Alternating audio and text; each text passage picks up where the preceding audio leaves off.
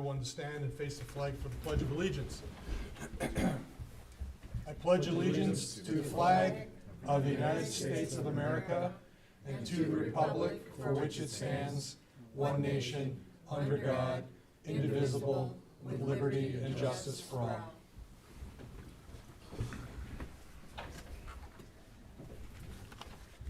Good evening, welcome to the Independence Township Planning Commission. This meeting is a hybrid meeting. We're meeting in person, but there's also people attending remotely via the WebEx platform. This meeting meets the requirements of the Open Meetings Act. With us this evening, along with the Planning Commission members, are people that we use to assist us in these Planning Commission meetings. We've got Brian Ottman, the Township Planner, and as well as our planning and engineering consultants.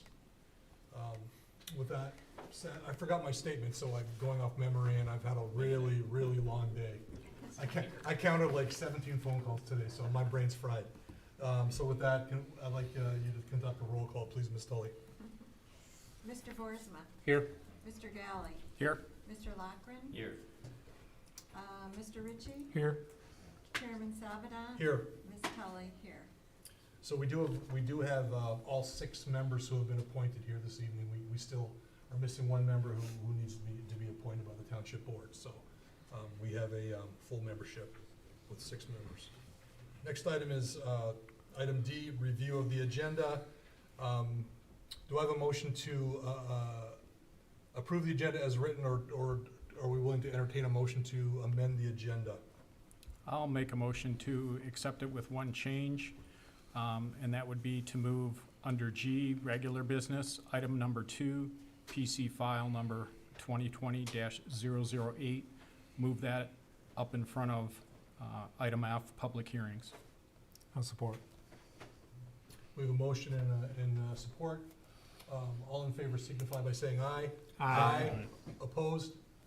Hearing no one, so to be clear, item G2 is now immediately after item E, to get the applicant out of here before we conduct some business, so. You owe us one.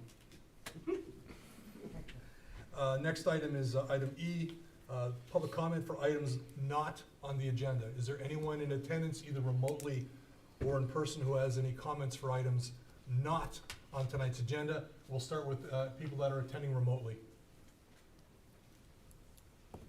Last call. Hearing no one, is there anyone in the audience who wishes to comment on an item that is not on tonight's agenda? Last call.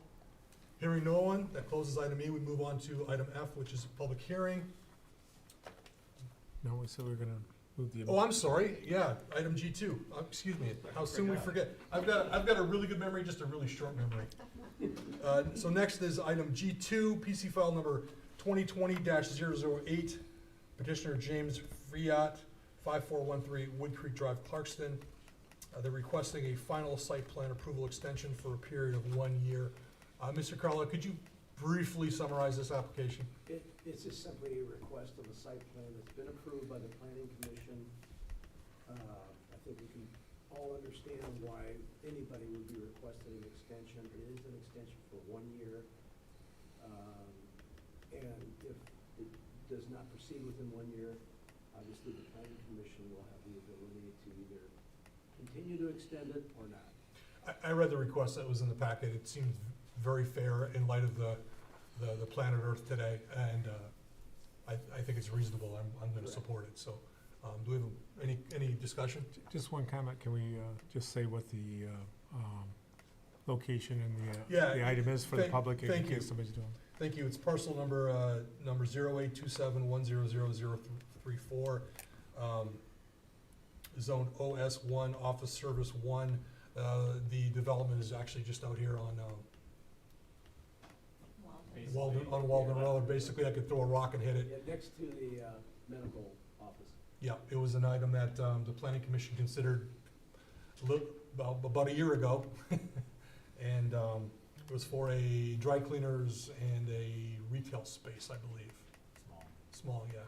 So, any other good point? Thanks for suggesting it. Any discussion? Motion? I make a motion that we extend this application 1 year as requested by the petitioner. Support. Motion and support. All in favor signify by saying aye. Aye. Opposed? 6-0. You've got a year. Thank you. Thank you. Good night. You too. Take care. Good night. Next item is item F, public hearing. First item is item F1, PC file number 2020-001.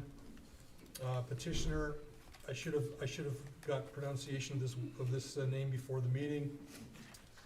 Let me take a shot at it.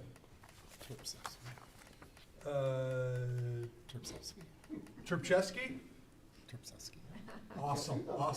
Terpchevsky. It's not Carlisle, it's just us. Yep, representing V&R Building Company LLC, address at 59010 Mountain Road, Washington Township.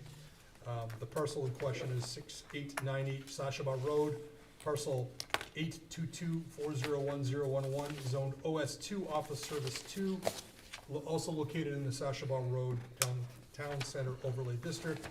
And the petitioner is requesting special land use and conceptual site plan approval for a proposed sit-down restaurant at the former Ruby Tuesday location. Mr. Carlisle, could you present this item, please? I'm gonna stand up here if I can. I think commissioners are aware of this location. It's on the east side of Sashaba, between I-75 and Flemings Lake Road. This site is the site of a former restaurant, which is Ruby Tuesdays, which has been unoccupied for a little bit of time. The applicant is proposing to locate their restaurant, which they have, I think, 3? 4? Wow. Did you add one from your last website? No, we have one in Georgia. Oh, okay. 4 restaurants, Art and Jake's, which is a restaurant and a sports bar. I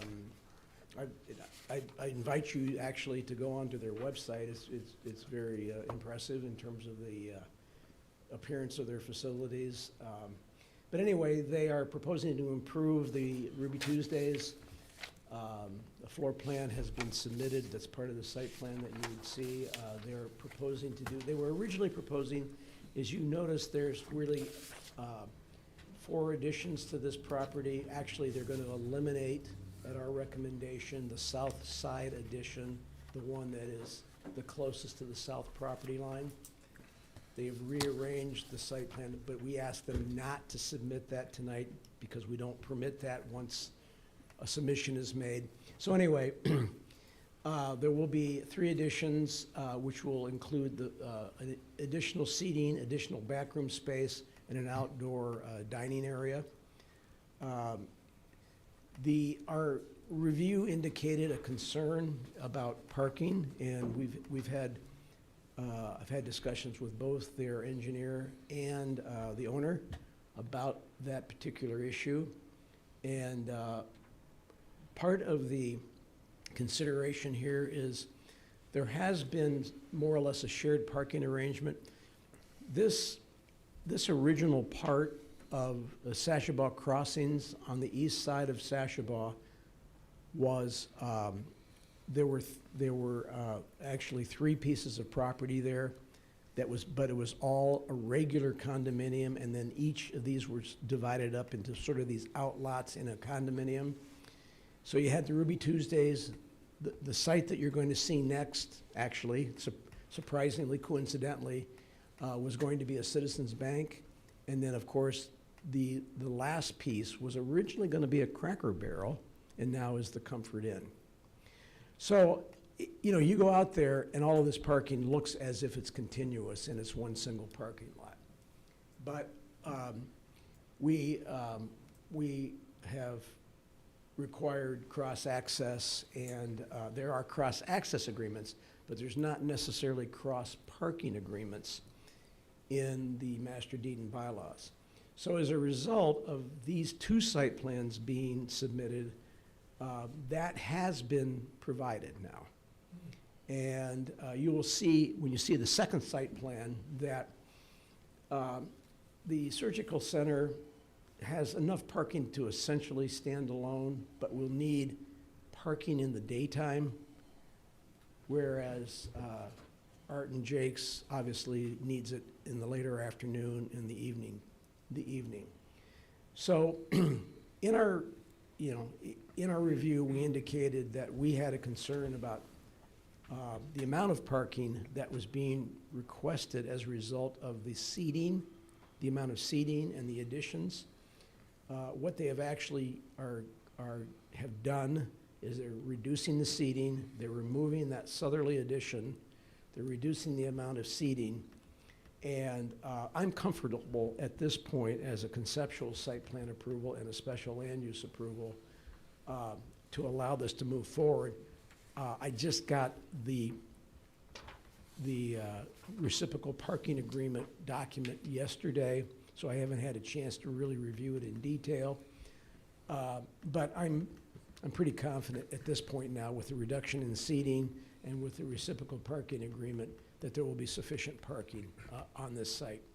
I think we should keep in mind that, this is, they're making a substantial improvement here, which I think we're happy about. I've spoken to the owner about the kind of amount of business they're going to have, particularly when Pine Knob is in session, and that was really the basis of my concern for the amount of parking. I really don't think there were any other substantial concerns as a conceptual site plan.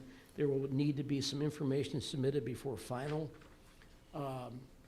Some minor items that need to be cleaned up on the site plan. But I would be comfortable at this point in time now with the new information that I received, recommending conceptual approval, and I will have a detailed report on the parking for the commission before final.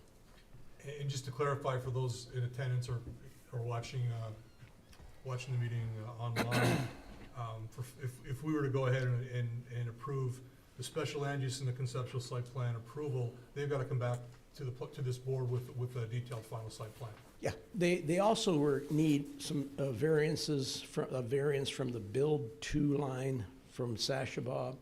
The necessity for a variance from the south property line has been eliminated now. That variance was previously granted to Ruby Tuesdays. Obviously, if they were going to put the addition there that they show, they would have had to go back for another variance, which we would have not recommended. They've eliminated that part of the building, so the 10-foot variance, this 10-foot setback that was granted by variance remains.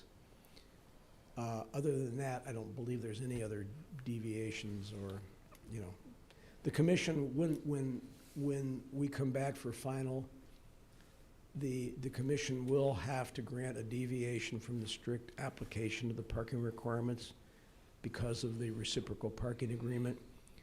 But I will have gone through all of that in more detail and tell you exactly what it would be.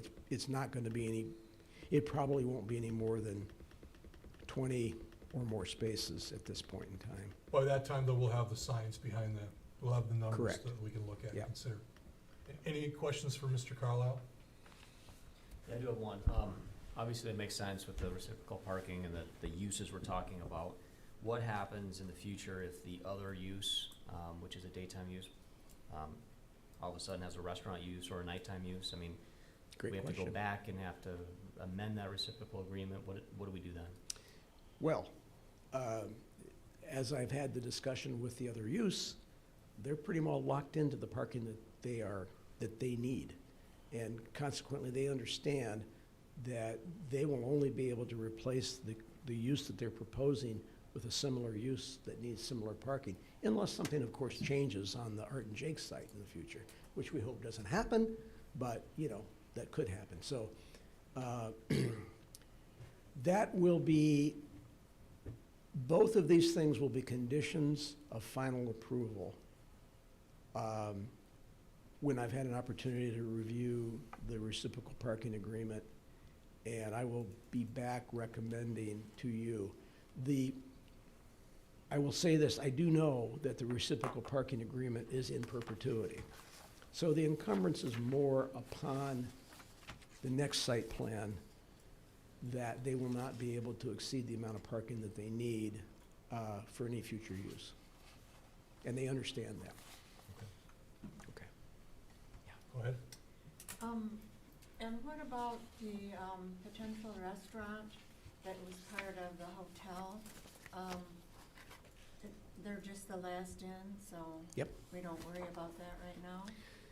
Well, I mean, I've pointed that out to both of the applicants, that pad is still there. However,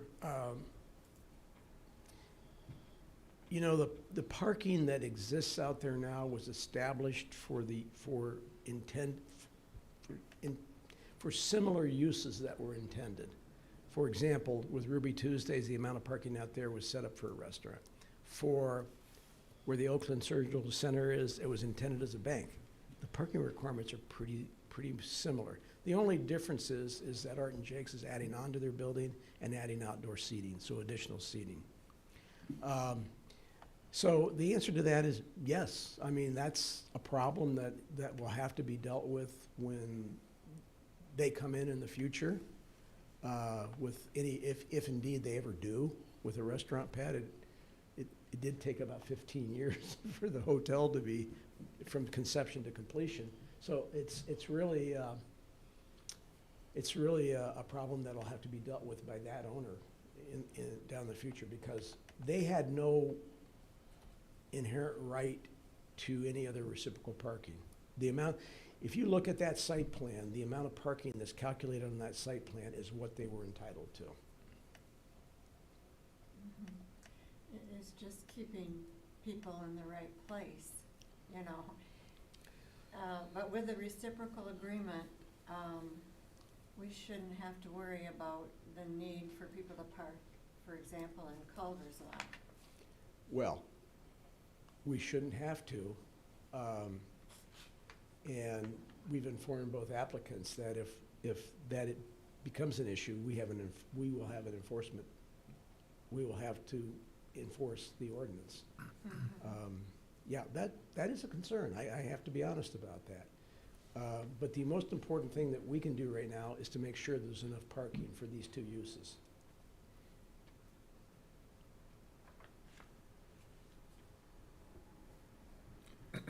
Questions? I'll just have a quick one more of a comment. So, I mean, if they were here opening up the restaurant as is footprint, you know, we wouldn't even be here, obviously, right? It's solely because of the expansion of the footprint. That's correct. And, you know, in today's environment, the last 2 years' environment, the addition of the outdoor patio, I mean, I think it's a plus for them and a win for the community too. So, and Judy's comment about people parking farther north, you know, in that plaza, you know, as you go up, those are more daytime uses too. I mean, we always talk about walkability. Do you really want people parking down there and walking all the way down? Can you stop it if it becomes a problem, you know? And I appreciate those comments, but every time I've been over in that area, the only place it kind of seems overparked is on the far north end in the, you know, the Secretary of State plaza during the daytime use, I guess I should say, not in the nighttime use. So Yeah. that's it. Mr. Boersma? You mentioned that the south addition was eliminated, so the walk-in cooler is no longer on the table? They've actually relocated it internally in the building. Okay. Yeah, they've rearranged the floor plan. So when they have placed the walk-in cooler into the building, they've eliminated seating as a result. Okay. I know the walk-in cooler is very important too. That's the beer cooler, right? Exactly, it's the beer cooler.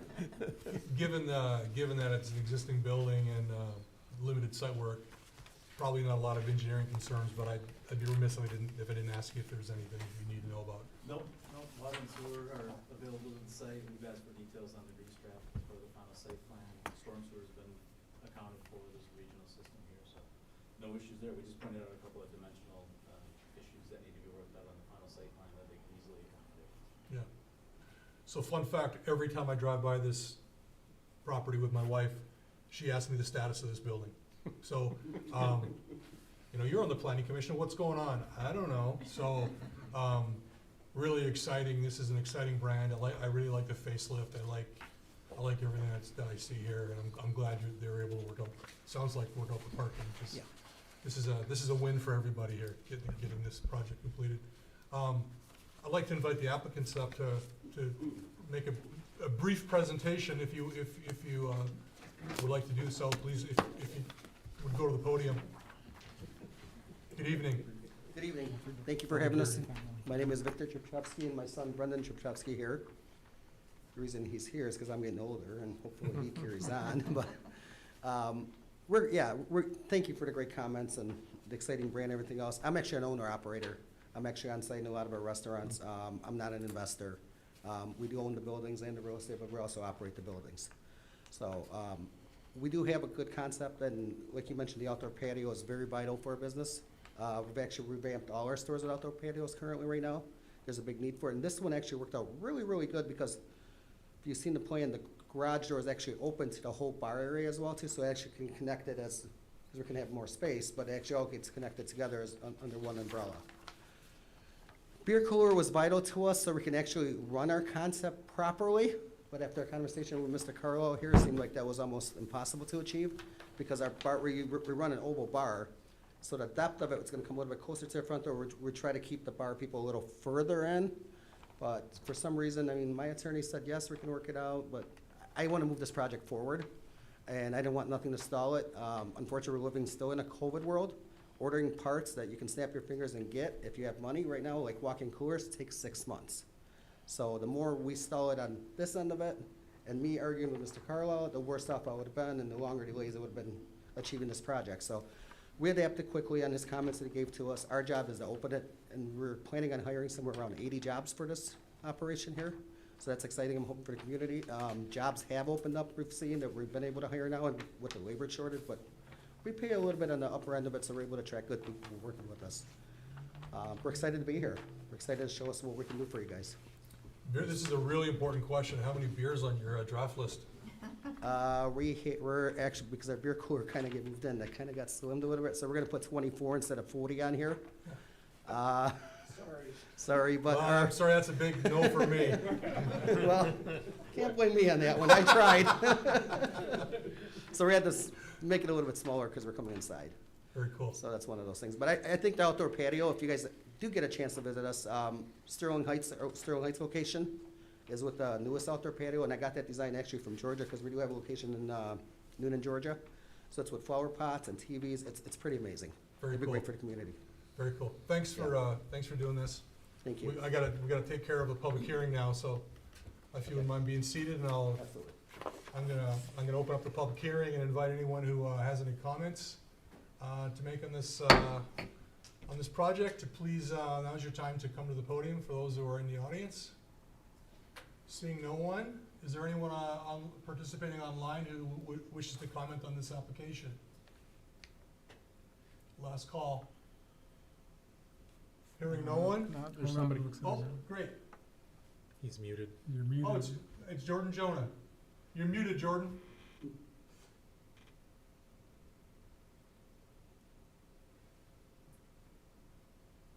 Still muted.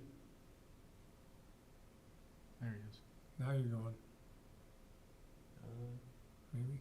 Now he's muted, actually. No, now he's muted. He wasn't muted Yeah, before. still muted. Is the volume up on this?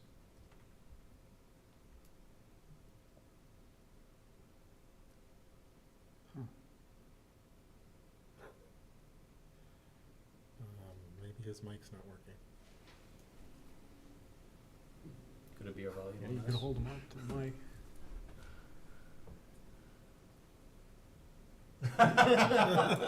Let the record show that Mr. Jonah just held up his thumb, which I believe is a thumb showing support for this project. And he's giving me the thumbs up, that verifying that that's the case. So, thanks, Jordan. I wish we could hear you right now. Anyone else who wishes to talk on this item? Looks like no.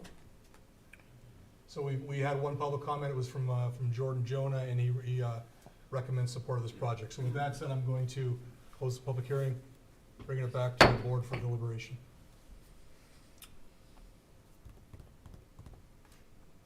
I'll go. Okay. So first of all, welcome. I think it's a good use. We appreciate you coming to our community. I think it's a nice-looking building. I know this is preliminary at this stage, but just a couple comments I had. First of all, I thought the exterior, for the most part, I like the materials you're using. I think it looks good. The one kind of main concern I had was really the, now that you've taken it out, but the cooler, really, when you look at it from the street, I think that just kind of screams out there. It's the ephes. I don't like ephes in general. Most of what you're showing, you're really minimizing that throughout. It kind of stuck out as a sore thumb, so you remove that, that's great. I think still from the south when you're driving north, now that that's removed, I think that whole wall, just by looking at it, is all ephes, and I think you're gonna see that quite a bit when you're going north. So if there's something you can do as far as improving that elevation, I'm talking about the south elevation, to kind of minimize that ephes from the view from the street. Maybe you can do it landscape. I don't know if there's that much room there. When I look at the site plan, I see a sidewalk there, maybe arbs or something like that. But just to minimize that ephes on that south elevation, I think that would go a long way. Is that it? That's all I have. Anyone else? I'll just make a comment that, I guess I'm glad to see, the facelift for that building, because it was getting pretty tired looking, and so I'm in favor of this project as well, so. Yeah. Go ahead. I just had a question. Are the overhead doors, in front of the outdoor seating, or how is that working? It's between the interior and exterior. Yeah, okay, so the outside seating is behind those overhead doors? It's connected together as one, yes. Yeah, but you can't go in and out that way. It looked like there was some landscaping or No, you something can't. around there, so that you'd have to come through the main entrance. Correct. Okay. Yeah, I like those overhead doors because they're really nice when the weather's great. Yes, Yeah. Thank you. thank you. Anyone else? So, since Judy brought up the overhead doors, and this is kind of more internal to your business, but you like use air curtains and such in the summertime with air curtains for air conditioning to try and balance Yes. in and outside temperatures? Health department pretty much requires it. Yeah. Is there any question?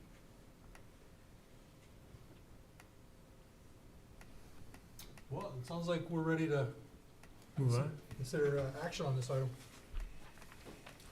I'll make a motion for PC file 2022-001, for a parcel 08-22-401-001, the OS Office Service 2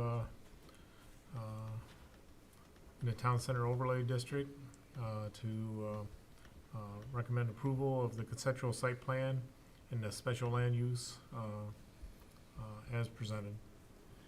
Support. We have a motion and support. Any discussion? Go ahead. So it doesn't have to be contingent on the parking agreement coming back? It will happen regardless, because Okay, that will be whether part it's of in the the site motion. plan. That's part of final site plan approval. Yeah, okay. Okay, can we conduct a roll call vote, please? Mr. Boersma? Yes. Mr. Galley? Yes. Mr. Lockren? Yes. Mr. Ritchie? Yes. Chairman Sabada? Yes. Ms. Tully, yes. Congratulations, you have special use approval, conceptual site plan approval, and we look forward to seeing the final site plan.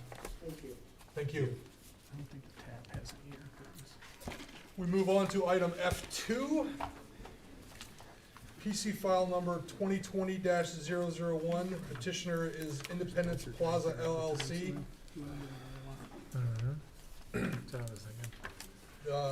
Address 4036 Telegraph Road, Bloomfield Hills, Michigan. The parcel is located on the east side of Sashaba Road, north of I-75. It's parcel 0822401-002, zoned OS2 Office Service 2, also in the Sashaba Road Town Center Overlay District. There, as Mr. Carlisle indicated, this is adjacent to the parcel we were just discussing. It's immediately to the south. and the petitioner's requesting special land use and conceptual site plan approval for a proposed surgical center. Mr. Carlisle. Yes. And if I could ask you to conduct, either conduct it in another room or outside, please. So, if you've been out there, you might notice that this site, this pad has already been sort of set up in some respects. And it was intended to be a bank with a drive-through. The drive-through was intended to be on the north side between this proposed building and where now Art and Jake's was, or Ruby Tuesdays was. Well, so what that is, that will now be replaced with an 8,000 square foot building, which is proposed as a surgery center, which is a pretty specialized type of building. What this operation does is outpatient surgery that can be done on a basically 7 to 5 type of basis, where patients come in for certain types of surgical procedures. This operation is Michigan Surgery Centers, I believe is the name of it.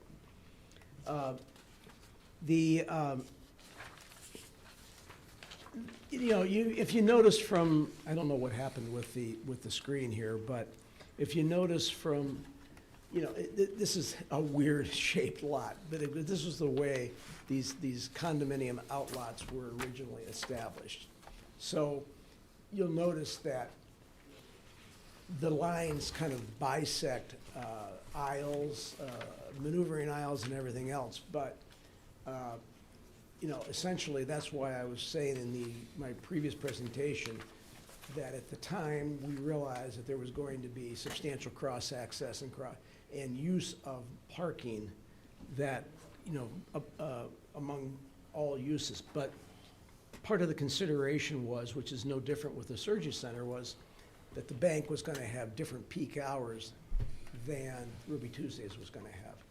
So that's why there was not that much of a concern regarding cross-access and reciprocal use of parking. However, one of the things that I did point out to the applicant of the surgery center was that, when Pi Nam is in session, we're going to have times during the late afternoons from 4 o'clock on probably, when a place like Art and Jake's is going to be very popular. Sometimes. And so consequently, while their business may be, they're not going to be performing surgeries at 4 o'clock, they're going to have people recovering from surgeries and, family members or whatever coming to pick somebody up. Their business, they end at 5, but they still need to have dedicated parking, more dedicated parking than what they might have thought, to make sure that there is adequate parking so that patients would not, so primarily people picking up patients wouldn't conflict with parking for Art and Jake. So,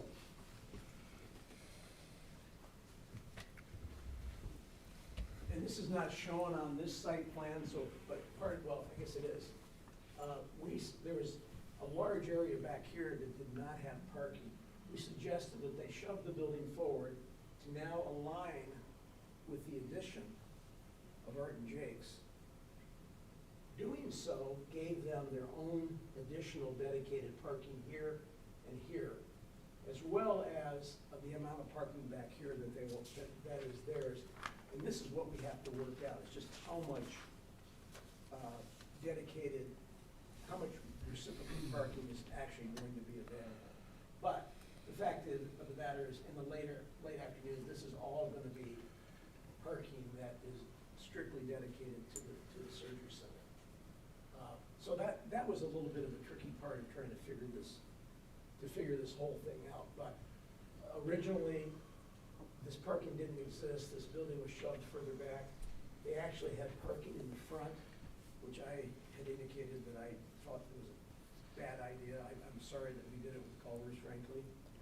And they agreed. So they've pushed the building forward. They have this nice sort of landscape space in the front. They have all of this dedicated parking here. They have all this dedicated parking here. And then they will have the use of this parking majority of the day until probably about 4 o'clock, I would say. So I think that takes care of most of the problem.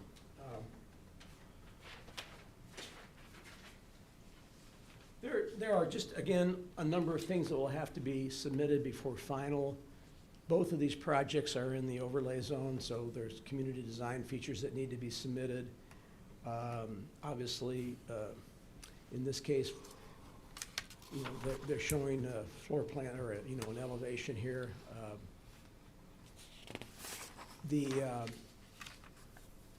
There needs to be a sign package, a lighting package, and all of that stuff. But basically, from a conceptual site plan standpoint, I have no issue with this as it's now been revised. Any questions? Go ahead. So there's no way to actually drive up to the door to pick up someone? Well, there's parking right in there's front of the door. the senior Well, area. if you assume the parking's available, Mhm. you know, those spaces are available. We can, I think we can require that to be signed as patient pickup only. Oh, okay. It just seems like Yeah, you'd want some place where a car could get close to Yeah, I pick think up so, too. someone. yeah, I agree. Okay. I think that's a good comment. It's a good compromise, Yeah. is signing those spaces. I have a question. Dick, what is the purpose, and I don't know if this was us requiring it or them proposing it, but the patio area with the benches, what's the purpose of that right by the street? That seems kind of strange to me. It I don't was, see it on the site plan. it was their initial attempt at one of the community design features. But I also think that they think that there'll be people waiting, you know, while someone's recovering, and it might be a nice place to go out and sit outside. I haven't really looked at that in that much detail. I think it's a little awkward. I'm also not a fan, and I don't know what everybody else thinks, I'm not a fan of a concrete sidewalk right up adjacent to the building. I like to have a little bit of softening, and, you know, by having that there, it kind of pushes the sidewalk up to the building. So first of all, I don't know why it's there. It seems strange. I mean, you look at the perspective, and, I mean, and maybe if it had like a few feet or, you know, 4 or 5 feet of landscape before you get to that roadway, that would be better, but I don't know if it's usable or necessary, or if they can do something else. I would recommend that. Okay. And then pull that sidewalk off a little bit. That's just what jumps out to me. I agree with the parking that Judy had. I think that was a good comment. I am concerned a lot of the parking's pretty far from that front door, but I don't think they have any other options, so I'd rather have that than parking up at the front, as you know, it sounds like they had originally. The only other question I have is the brick, is this like a yellow brick? What is this? As far as the elevate? I doesn't think the have any- applicant's gonna have to answer Okay. that, yeah. I can wait for that. Okay, that's all I have. Thank you for bringing up the sidewalk issue, because one of my comments was that I want to see Art and Jakes and the Surgery Center coordinate their sidewalk location. And we've asked for a sidewalk connection to the safety path, which I feel can be shared by both of them. I don't think we need 2 sidewalk connections. I think one joint connection would be fine. And I think that, I think they're fine with that. I haven't heard any objection to that comment. So that's landscape then between the two buildings? It, With a yeah, little well, sidewalk? exactly. It was, Yeah. It's supposed to be a road, right? it might even be paved now, but it's going to be landscaping, yeah. I like that. I think that Yeah. works much better. Good. Other questions for Mr. Carlisle? Mr. Longhurst, is there any engineering concerns we should be aware of at this time? Nearly identical report to the last one, so minus the grease trap on this one. Easy day. Is the The brick will petitioner do that. attending in the audience or remotely? They're attending remotely. That's what I thought. Jonah? Any comments from the petitioner this evening? Could everyone hear me now? Yes. Yes, we can. Welcome. All right. Thank you. Thank you for the presentation, Mr. Carlisle. My name is Jordan Jonah. I'm with AF Jonah Development.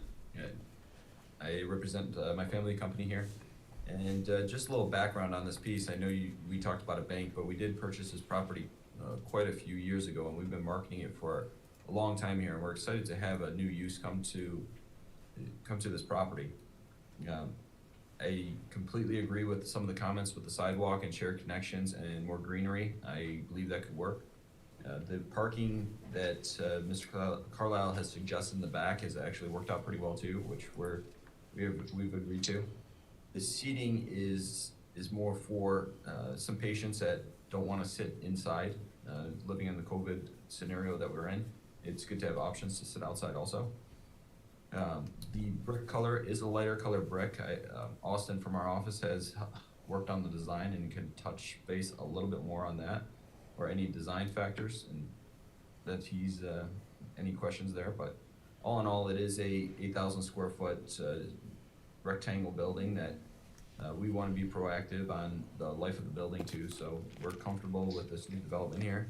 And the hours and everything between Art and Jake's and us, we think it works out very well. And we understand the agreements of parking and so forth for the future. And we're here to answer any other questions that you may have for us. Thank you. Thank you, Mr. Jonah. Any questions for Mr. Jonah about the project? I got a couple comments about it. Yeah. Basically on the north and the east elevation, you know, it's pretty plain looking, the building. I take it it's brick, continuous with the front, like west and south sides. But and I like the windows and the architecture on the west and south side. But I think the north, especially the north side, is very plain. There needs to be some like architectural character on that wall. And then the east side with all the exit doors. I don't know if there's some way we could make that side look a little nicer, since people will be driving 360 degrees around this building. I definitely think the north side needs to have some more feature to it somehow. Good. And I think the west and the south designs are so striking that it makes the other look even more plain, I think so. We can look at some different design aspects of changing even some of the brick and block. We've done that in the past where we've used a half-high brick or a half-high block and mixed it with a brick, so forth, to give it some architectural design. I believe this side would be covered by a lot of the building next door to it, so it's we will make it look as best as we can, but it is also blocked by another building. I don't know why there's so many doors here. Austin, could you chime in on that one and give a little explanation on the back side of this building? Yeah, hi, can you guys hear me? Yes. Yes. Hi, thanks for having us tonight. I don't believe that there's really a reason for that many back doors. I think that those have kind of been thrown in here in case, you know, in the future it becomes, you know, a different use or a multi-tenant building, but, you know, the back doors definitely don't need to be, you know, to be there. As far as the appearance, we do have some stone accents that are built in. They're a little difficult to see on the color rendering because they almost match the lighter brick. But there are stone accents that are on the bottom underneath the windows and along the west and south side of the building.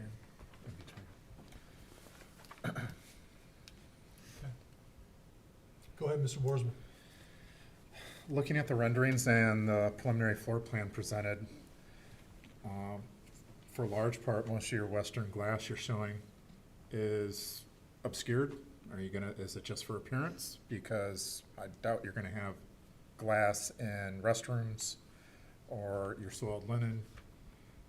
Not ideal to have them in your patient rooms. So is that glass just there for looks? And will be covered up on the interior? I believe it's it's darker glass, so it's not really meant to be seen through. We can, I'm sure, put some shades or blinds on the interior if that's a concern in the rooms that are necessary. Well, the way it's laid out, the restrooms, you can't mount grab bars to glass. You certainly can't have medical equipment or medical gases on a wall of glass. So my question is, was this rendering just arbitrarily produced, or is it deliberate that that glass is there and it's not going to be actual glazing, it's gonna be obscured spandrel glass? The preliminary floor plan that you're looking at was designed before we finished our design for our building, just based off of the 80 by 100 footprint. So that, that preliminary floor plan can be altered. We can, change up the locations of the bathroom. We have Jason Martin here too from the represents the tenant here. I would like to, introduce him if he wants to address the floor plan as well. Well, But I believe there is. and I think the flexibility doors, there.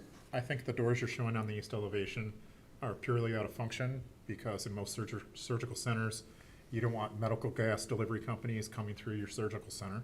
So those are direct delivery accesses into the medical gas area. You don't want your electrical meter readers and things like that, or electricians or service staff coming into your surgical center. So those electrical rooms are meant to be accessed from the exterior only. So same thing with fire riser and your vacuum rooms. Those are frequently serviced. I'm assuming that the door's on the outside, because your service staff is not really welcome inside of a surgical center. So I think your doors are pretty much, if this floor plan stays, you're gonna have doors going to these rooms from the exterior, just to keep that separation between service staff and surgical staff. So I think you're still gonna have doors. How you address that on an exterior elevation is really up to you, but I think you can do things with awnings, or do things to make that back elevation look better, because it is completely visible from the parking area. I know it's a service side of the building, but it can still be made to look, a little bit better than just a blank wall with a bunch of doors on it. So I think there's some work to do on the outside. I don't think it's impossible. I think the person that did this rendering is talented enough to put together something that's reflective of your floor plan, and I understand this is preliminary schematic and conceptual, but I think a little bit more thought has to be put in between the floor plan and the exterior appearance, because I highly doubt that glass, it doesn't seem likely to have glass in those rooms, having designed these centers myself. And it seems like a real waste for something that has such long lead items to have as just a decorative item. So I think you can take a look at that elevation and make some alterations to match the floor plans, so that when you come back to us again, we can see something that's a little bit more reflective of what's actually going to be built. Thank you. Well, yes, we will take that into account and make those changes as necessary. Yeah, I think that's constructive feedback. I noticed that when I was preparing for the meeting as well. And this is by no means a criticism, because I support the concept. I like the design, and I agree with the comments. And I think when this is finished, I think it's got the potential to be really cool. But one thing I've found, at least from a zoning perspective, is when you start dealing with medical offices with HIPAA laws and privacy and things like that, you get a lot of glass that is glass, but you can't see through the glass, and it can become a challenge. And sometimes it becomes glass in name only. It really, like you said, it's got wall behind it, and it can be kind of awkward. It's a decorative feature. What's that?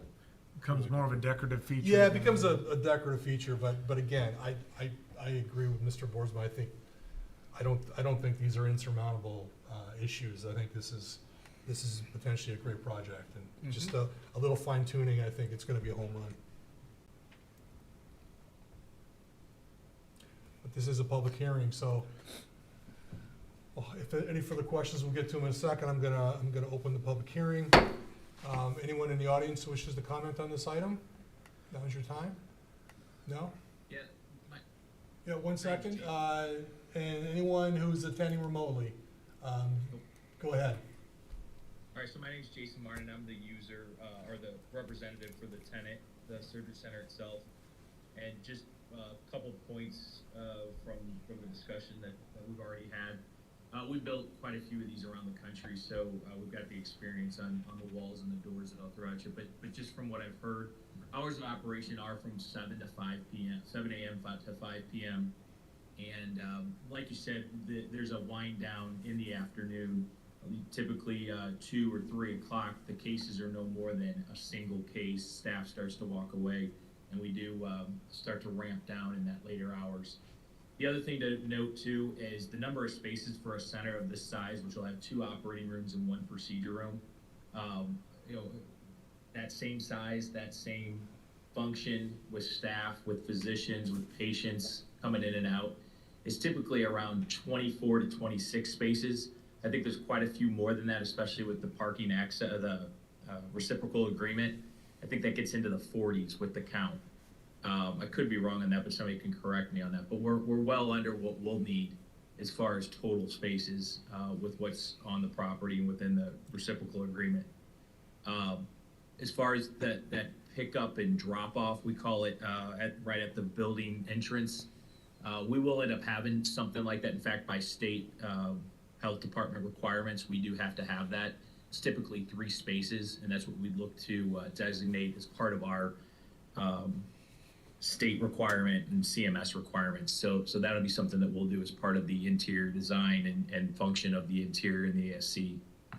Walls, you said it right. If the floor plan were to be exactly like it is today, we've seen in many of our centers that we just build walls out in front of spandrel glass and then do, as Austin said, either put permanent blinds or some sort of window treatment that closes that and hides the backside of the walls and whatever we do there.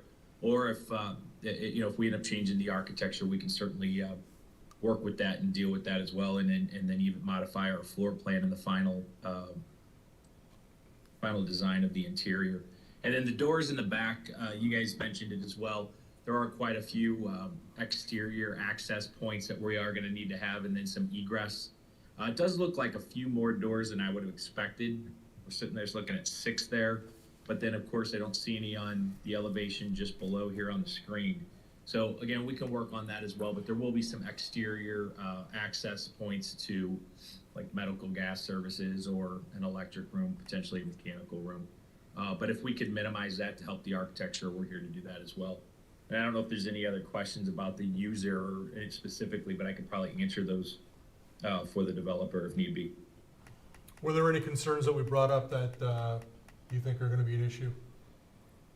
No, I don't. Like I said, we won't need the parking that's available to us. It's nice to have. It'll be nice to have if there's some special event at the space next door or the bar next door, the sports bar next door. But no, we feel like the space is great and the parking satisfies our needs.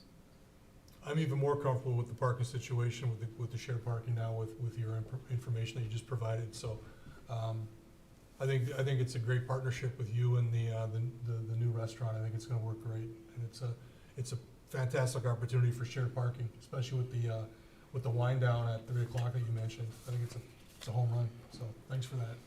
Any questions? It's still a public hearing, so let's see if, thanks for chiming in there, Jason. I appreciate it. Anyone else wish to comment who's attending remotely? Last chance. Okay, seeing no one, I'm gonna close the public hearing, bring it back to the board for deliberation. Any questions for our township planner or engineer or the applicant? I think we provided some pretty good feedback. Anyone ready to make a motion?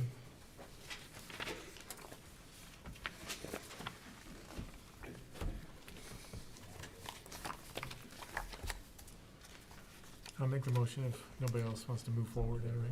On PC file 2022-0, this can't be right, because it's got the same number, so. 002. I noticed that when I read it out loud, I noticed that. Caught myself, okay. PC file 2022-002, Independence Plaza. Move to approve the special land use and the conceptual site plan as presented tonight, with comments of the planners and engineers. And planning commission. And planning commission, yes. Support. We have a motion and support. Any discussion on the resolution? Can we have a roll call vote, please?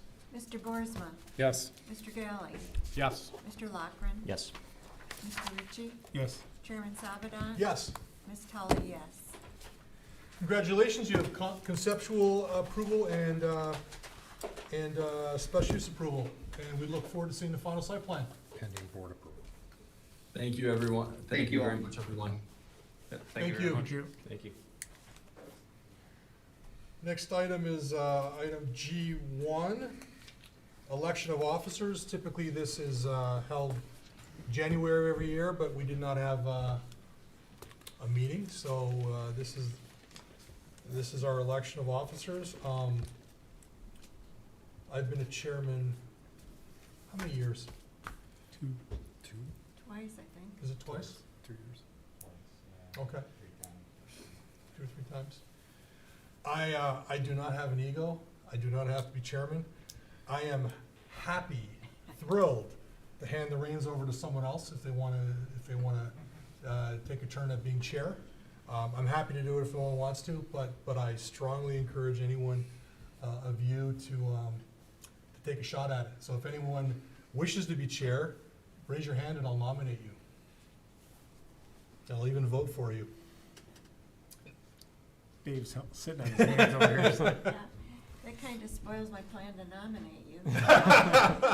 Again, I'm happy to do it, but I want to make sure that anyone here who wants to do it, Go ahead, Judy. please do it. Please do it. Go ahead, Judy, with your motion. You want to make the motion? I make a motion to, Nominate. nominate Mr. Sabadan for chairman. Support. Sounds like we only have one nomination. Move to close the nominations. Support. So we'll, I guess we'll do the chair, we'll vote on the chair first. So, Okay. we'll do a roll call vote for the nomination of myself as chair. All right, Mr. Boersma, Yes. Mr. Galley, Yes. Mr. Lockren. Yes. Mr. Ritchie, Yes. can you vote? Chairman Sure Sabadan. you can. I can vote on this, right? Yes. We might as well, sure, yes, sure, grudgingly, yes. Ms. Tully, yes. Okay, congratulations to me for being chair again. Yes, congratulations. I'm gonna nominate Mr. Galley for vice chair. I think he did a really good job last year, but he didn't have a lot of opportunities to chair meetings. I'd like to, maybe he'll have another one this year, who knows? I'll support. We have a motion and support. Would anyone else like to be nominated, or would anyone like to nominate anyone else for chair? Vice Chair. Vice Or, chair. sorry, vice chair. Been a Nice, long nice day. try. Been a long day. Nice try. Try to slide that in. Can we have a roll call vote on vote for vice chair, please, Mr. Mr. Galley? Boersma, Yes. Mr. Galley, Yes. Mr. Lockren. Yes. Mr. Ritchie, Yes. Chairman Sabadan. Yes. Ms. Tully, yes. I think I did 2 last year. Did you do two? Okay. I think it was 2. Move to nominate Judy Tully as our secretary. I second that, okay. I got All it. those in favor? I support it. We'll do a roll, Payback. right back at you. Payback. Can you do a roll call on that one too, please? Mr. Boersma. Yes. Mr. Galley, Yes. Mr. Lockren. Yes. Mr. Ritchie, Yes. Chairman Sabadan. Yes. Ms. Tully, yes. Yeah. Great, so we have the same group as last year. I think this is a really good planning commission. I think we bring a lot of value to the table, and I'm really glad to see everyone back here, and I look forward to meeting our new member. But I really enjoy working with everybody here. So I appreciate the vote of confidence from everybody. If they nominate us enough, we'll get it right. Yeah, one of these days. Next item is item H, approval of minutes. This is, H1 is regular meeting minutes of December 9th, 2021. Do we have a motion to approve the minutes? I move for approval of the planning commission minutes of Thursday, December 9th, 2021. Support. Who supported that? I did. Mr. Ritchie? We'll do, all in favor signify by saying aye. Aye. Opposed? No one? We move on to item I, consultant report, master plan update. Mr. Carlisle? I think Mr. Ottman passed out a memo from me, and I will just go through it fairly briefly, but before we do that, I want to have a little gift for the planning commissioners that I want to pass out tonight. It's a little bit of a quiz for you in terms of when you think, without looking at the date. Jeez. When you think this master plan was adopted. Do not look at the title block, Boersma. Anybody got a guess? What's the question? When do you think this master plan was adopted? Oh, 2015. Just look at it, look at the land use patterns, look at the fact that I-75 was in place. 75, Before 80? 1955. 75, yeah. That was the 76 master plan. Yeah. The only thought reason I this was know that is I see my parents' sub on there, and phase 2 isn't in there. But there's a And couple, there's a that's when few they moved there. things, there's a few things My that house isn't that I want to point out to commissioners that I think is illustrative of some of the discussions we've had over the last several years. The first thing is what, you see certain physical features that have defined the development patterns in this township. One of them is I-75, which of course appeared in the early 70s, I believe, right? Sometime around that period of time. Pretty prominent on that map.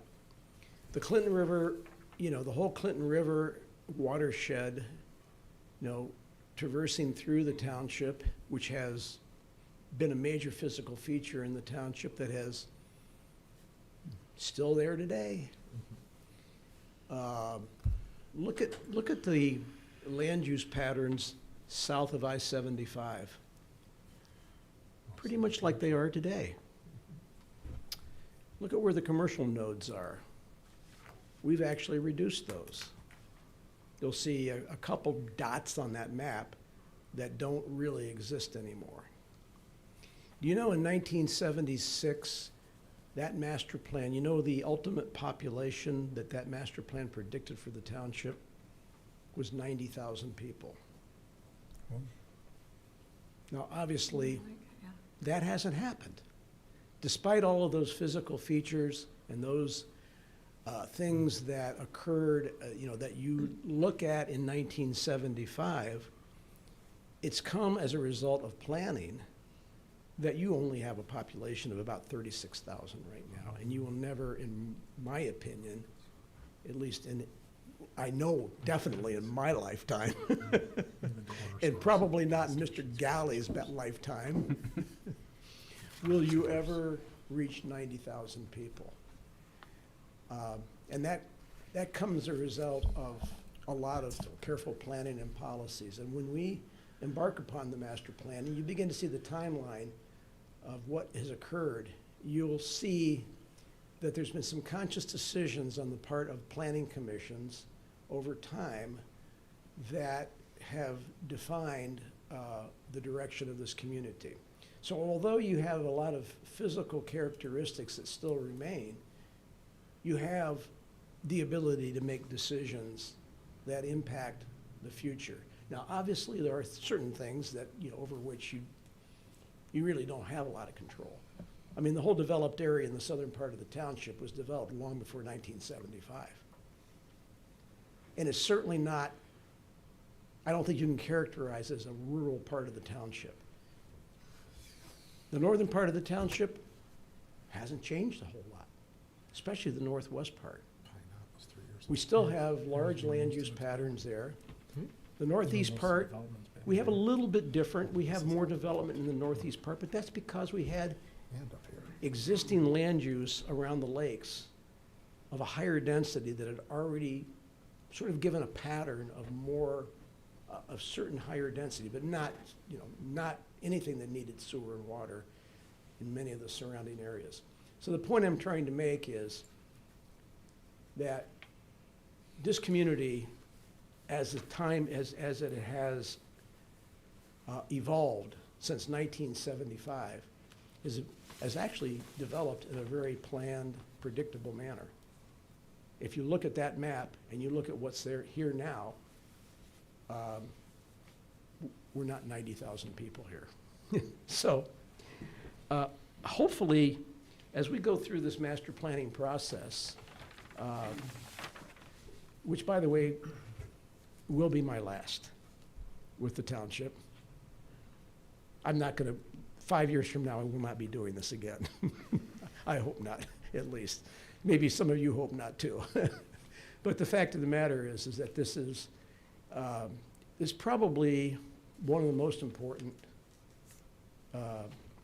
plan updates that I can think of. Because we still have a lot of challenges and a lot of opportunities in front of us. And I think a lot of the discussion that we had about Walden Villages challenges us to listen to what the public has to say, accept new ideas, help people understand how certain development patterns have occurred. By the way, look at that map. What was that designated? Light industrial. Light industrial. On 3 corners. Yeah, 3 corners, light industrial. And look at what it is now. That's my point about conscious policies this year. Look at the southern part of White Lake Road. Look at the size of the light industrial down there. And now we have, a couple of really nice commercial developments at White Lake and Andersonville. That was all gravel pit back then. So my point being is that I think now, as we look forward, we look at things that are not so much land use related, but as the quality of your community and how you want it to look in the future, and how you're going to respond to some of the changing needs that are out there in terms of changing demographics. We've already done a lot of that, but I can tell you it's going to change more. And so these are the kinds of things that you as a commission are going to be challenged with in terms of making decisions, as we move forward. And this is the time to do it, when you develop your master plan. So anybody that tells you that a master plan is nothing but a worthless document, just look at that map right there. Look at that plan, and that'll tell you they're wrong. They're absolutely wrong about that. Because this community, more than a lot that I've worked with, has followed a consistent process of updating and following their master plan. And I listen to you all on this commission, and I hear how often that term comes into your vocabulary, and I'm proud that that's the case. Because you look at planning first and zoning second, which I think is very impressive. So as we move forward, one of the things we're recommending is a much more robust community engagement process where, and I'm actually going to be having a full team of people from our office involved at this point in time, with other people taking more of a lead in a lot of the community engagement. I think it's healthy at this point in time. I think it's needed, gets fresh eyes and a fresh approach.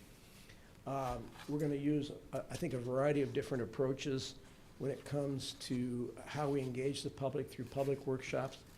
If we need to, a lot of virtual and use of online type of approach.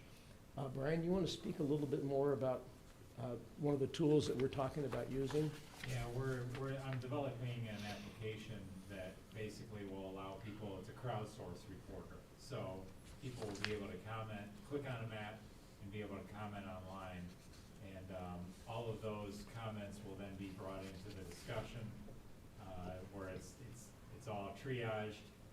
And if somebody goes off the handle, you know, we can certainly block those kind of comments. But still, I want the commission and everybody involved in this process to have all the comments that are laid out. And it's interesting to see across the map how you can see that. So it's a relatively new, not many communities do this. In fact, there's only been a handful that have done this throughout the country in this type of format. So we're almost done with it, but we're gonna launch it pretty soon. Yeah. So that's just one of them. Yeah, so I mean, I think I think the message about this is that I think we ought to be quite willing to engage the public, to hear all the comments that they're already here, to be prepared to answer them in one way or another, whatever that might be, and use that in a very, very positive manner. You know, I thought it was quite remarkable, sort of the range of comments we got with the project across the street, because we had a group of the public that says, don't let anything happen, and then we had some members of the public that said we weren't being bold enough. So I thought that was quite interesting. And so I think, I think there are members of the public that we can reach that don't often speak, and that we can hear what they have to say and use that to formulate our policy, the policies that we want to develop here. The commission will be ultimately responsible to develop the master plan. However, one of the things that we have recommended to the supervisor is that we do have a steering committee that will be a little bit more broadly based from the community, from the standpoint of representation of the board, the planning commission, members of the community, that will, on a periodic basis, provide input into the plan and provide direction. We did something very similar with the Vision 2020 plan in the late 90s. And if you look back, a lot of the vision, the elements that came out of that plan are still in place today. It still held a very significant part of our master plans today. So I think that now is, 20 years ago. Now at this point, to set the future for 20 years, I think, trying to replicate a very similar process and broaden our base of input is worthwhile. It's a worthwhile thing to do, and it's something we shouldn't be afraid to do. As I said, the Planning Commission is ultimately going to be responsible. The next thing that the commission should be prepared for is that we will be organizing more or less a plan-to-plan workshop with the township board and you, a joint workshop, and that will be essentially what kind of issues do we need to concentrate on? What are you concerned about? What do you hear? What kind of feedback do you get? What would you like us to concentrate on? And that will be a joint workshop that we have with the township board. And that really kind of launches, that really is going to be the launching of the whole process from there. And so that's essentially what I wanted to lay out tonight. There's obviously a lot more detail in this document than that. There's a lot of updating of data that we need to provide to you. We are now able to use, we now have, the 2020 census data, which interestingly doesn't show, it shows a lot of interesting things. It shows that the population hasn't grown that much, but it obviously shows that there's been a change in the population. As I've been telling the commission, and you've already recognized, obviously demographic age characteristics are changing. Income characteristics have changed. One of the very interesting things that we have now with this census is that we have, I believe, 7 census tracts in the township that will give you a much better picture that, everything in the township is not homogeneous. Every part of the township is not the same. Every part of the township is not rural. Every part of the township is not suburban. Every part of the township is not urban. You'll see some real clear-cut differentiation in the township. And it might cause you to want to turn your attention to areas of the township just because they've been built out, we haven't paid a lot of attention to over the last 20 years. Because they probably need to be, attention probably needs to be paid to it now. So I think it's going to be a really interesting process in terms of this particular update. And we're going to try to make it even more interesting with some of the engagement tools that we're going to bring. Because I'm bringing a lot of new folks from our firm into the table so that people just don't have to listen to me. Any questions? Question for Brian, what kind of a presence do we have on social media, like Twitter, Facebook, Instagram, Nextdoor? Well, we are, we just had a discussion today internally that we are going to start a Facebook page. So as a township, right now only the Parks and Rec Department has a Facebook page. So the township as a whole is going to develop that probably sooner rather than later. So Yeah. within the next month or two. I hate Facebook, but it is 2022 and it's an important communication tool. I also think we should look at Twitter. I think that's another effective means of communication. Yeah, there's applications that you can use that Tie them if you together. make a post on one social media account, it will Mhm. show up on Instagram, Twitter, it gets repeated on all of those, so we're gonna look into that for sure. It's just, it's funny that when the Michigan Zoning Enabling Act, the Michigan Planning Enabling Act were put together, newspapers printed newspapers were viable and everyone Yeah. read them, and, the way that we communicate now for public notice and for public meetings isn't effective in 2022. And our laws haven't caught up with reality, so we need to take advantage of some of these platforms. Well, and the whole idea of, remote meeting is, Yep. I think we need to take I think we'll have an opportunity to reach a lot more people that would 100%. who would not otherwise participate or be involved. Agreed. We just voted at the last board meeting to extend the online capabilities for all the meetings. Yeah, I can chime in on that too. I was gonna mention that at the end of the meeting. We had our meeting internally today about technology. We are going to be shifting to Microsoft Teams. So, for at least the next year, based on the township board's motion the other night. So, it's a platform that's much easier for people to connect to. Like you saw tonight, we had audio problems and things like that with WebEx, but we're deciding to shift this to an easier platform. And we're gonna continue this hybrid style of meeting going forward. That's good to hear. I think it's a win-win. The setup is a lot better than it was. It's still, I could live without the blinding light there, but I'll take what we have. It's much better than it was. Unfortunately, with the Open Meetings Act not changing and, making this a little more, Yeah. 2022 friendly, you all have to be here.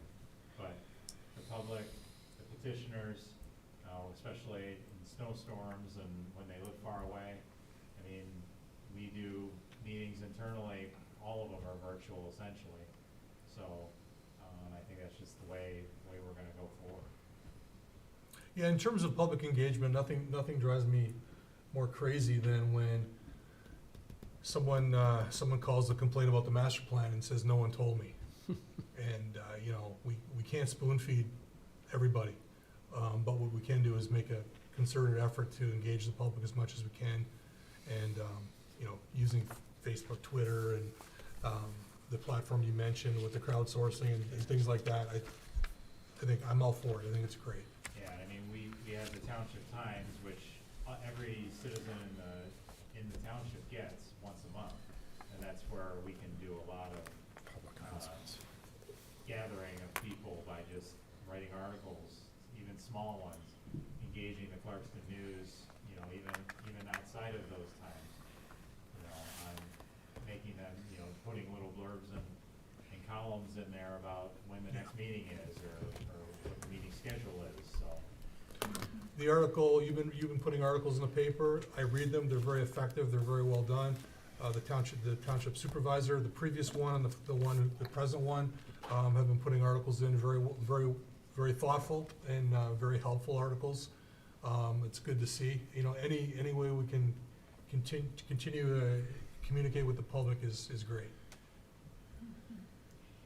And I think we need to think about how we get comments from a cross-section of our residents. Yeah. Not everybody's gonna Twitter or Yeah. not everyone has the township at top of mind, really. Yeah, maybe Right. through places of worship, schools, organizations, there's other ways to reach people. Yeah, I think it's important to try and do that. Any other comments? Go ahead. On the back page, I see the timeline. Obviously, we didn't meet last month, and we're halfway into February. I assume you're gonna send out a joint email between the commission and the board to try and set up the kickoff meeting or whatnot. Realistically, is that timeline gonna remain intact? Are we gonna try and accelerate it? No, we'll have to adjust that. I Should do think it Sunday. a lot of this was established Sunday. prior to the change in supervisors. And I think Yeah, we just end of last year. a little bit of time. I wanted to give the new supervisor, both Brian and I did want to give the new supervisor enough time for some input in this. And he's obviously been busy with a lot of other things. And so, we haven't pushed it too much. I think the weather, delayed us a little bit in terms we didn't meet, so, yeah, we'll just, and, this isn't a sprint. Mm-hmm. This is a marathon, we don't rush through master plans, we never have. There's no reason to rush it. But we'll adjust this accordingly and based on everybody's schedule. We wanna make sure that we do this right, that we don't do it quick. Yeah, by no means rush the end product, but just kick it off and get it started so we can, I think the last time too, Get we focused. also, we used to meet twice a month as a planning commission. Yeah. And, for quite a while, we've only been meeting once per month, so we could still schedule, a second meeting per month if we needed. Yeah. And we did that the last time a couple We times. could see the need to have some dedicated sessions, we usually do that when we have master plans for communities. It's kind of tough to sit through a meeting and look at 2 or 3 site plans and then sit down and talk for an hour about the master plan, yeah. So we'd like that not to happen, so we can do that. Have you formed the steering committee yet? How's that No. selection going? No, that's the supervisor's, job to do, so. Okay. Not done yet. That membership's important, so you need to get that right. So I'm happy to participate in that selection if he needs some input. Any other questions? Can't wait to see the wayfinding actually happen someday. Pardon me? Can't wait for the wayfinding to actually happen someday. It's been in there for so long. It was a big part of it last time we ever did I one know. thing. Haven't done a thing about it. There's no pressing issue right now, there's no error in the plan or, No. it's serving us well, so. No, I don't think so. But I think, when Brian and I first discussed this, I said, Brian, I think because some of the discussions that we've had over the last couple of years, from the public, that I think I think it's really healthy to devote probably close to 50% of the budget to public input. Just so that, one, that people feel that they're being heard and, ideas come out of that. So I think that's really what we're proposing. At this point, I don't anticipate, but I don't know, some earth-shaking ideas may come out of it, that will change. One of the things that may well come out of it, the whole changes that we're seeing in the whole housing market, this being in a bedroom community, we need to look at different concepts in that particular area. For example, one of the things that Tiny I will homes. present to you, which I've already done, is a retail market analysis that shows that we're exporting a lot of dollars out of this community from retail sales, a lot of dollars. believe how many dollars. And that's one of the things we heard from people during that period, is like, I'd like to have commercial services closer to home that I could walk to and things like that. But do I want a big box? No, I don't want that, but I want other things. So you'll see a lot of that kind of stuff. So, yeah, there could be some interesting things that come out of it. Great. No other comments, questions? Okay. Next is planning commission discussion. Anything anyone wants to talk about? I have a couple things, but go ahead, Judy. Go ahead, Judy. Yours is probably more You go important. first and we'll finish with Brian. Just one thing, I thought it was really good to have both of these subjects together because of parking issues. But I wanted to be able to see the layout of the whole area. It was really too. hard for me to, It's a good even though call. I go by there every day, it was just sort of hard for me to I visualize couldn't tell which that. one was north at first. Yeah, I know, I had to go in and put north Ruby Tuesdays on the is north. buildings. But I really thought that I really missed that, and I thought it was something that we need.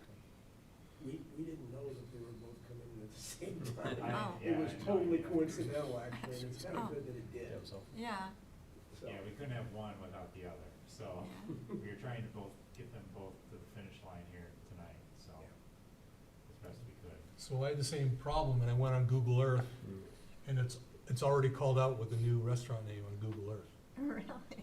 Yeah, Really? Yeah, because I think their website even says Clarkston. yeah. Really? So they're That fast. sounds like presumptuous. Exactly. So you Red could check see for that that. on Google Earth? I mean, you could see the layout? For the most, you can I see the mean, I'm parking, looking at- figure it you out. can see the old It's- Ruby Tuesdays, but it's And just identified. auto glass. Well, it's great to have an owner-operator too, and not a franchise. I mean, that's family business, and they're gonna put love into it, you know? So just a couple things. The person sitting behind me is our new planning commissioner appointed, last week or a couple weeks ago? 2 days ago. Oh, sworn in 2 days ago. Yeah, so this is Mr. Tom Pytel, so he will be joining the commission, soon. I need to send him his citizen planner education so he can get that done, since that's part of our bylaws. That's item number one. Number two is, we will be bringing to you a public hearing on political signs, or signs requiring more free speech. So, we've already been, if you recall, the current ordinance, the new ordinance that we have for signs allows 30 days of signage, and when Mr. Joppick was here, and Mr. Carlisle, they recommended a longer time period based on case law. We've already been challenged by a particular candidate, so we are going to be lengthening that amount of time. So we're gonna be, because 30 days is not enough time. Plus it takes, we have, I think, the election requirements are 40 to 45 days to get ballots out to people overseas and who are in military service. So we need to lengthen this time. What length of time are you thinking of right now? 45 or 60. 45 or 60, okay. So that'll be a public hearing, because we need to rush this. I mean, we have 4 elections this year, March, May, August, and November. So we need to get this in place by the May election at least. Have you already published it? No, Have you- No, we haven't even written it yet. Okay, no. But I think Brian's just warning you that this is coming. Yeah, I Okay. mean, I've had, actually, our township attorney provide an opinion that said, you need to do something about it. So, that's what you'll be seeing next month. okay. If they're kind of putting the cart before the horse, the clerk is really pushing this, so, we don't get challenged. If we can even figure out who's running where. Yeah, Was that it for your That's it. announcements? Motion to adjourn? So moved? Second. Second? All in Support. favor, signify by saying aye. Aye. Opposed, hearing no one, we're adjourned. Thanks, everyone.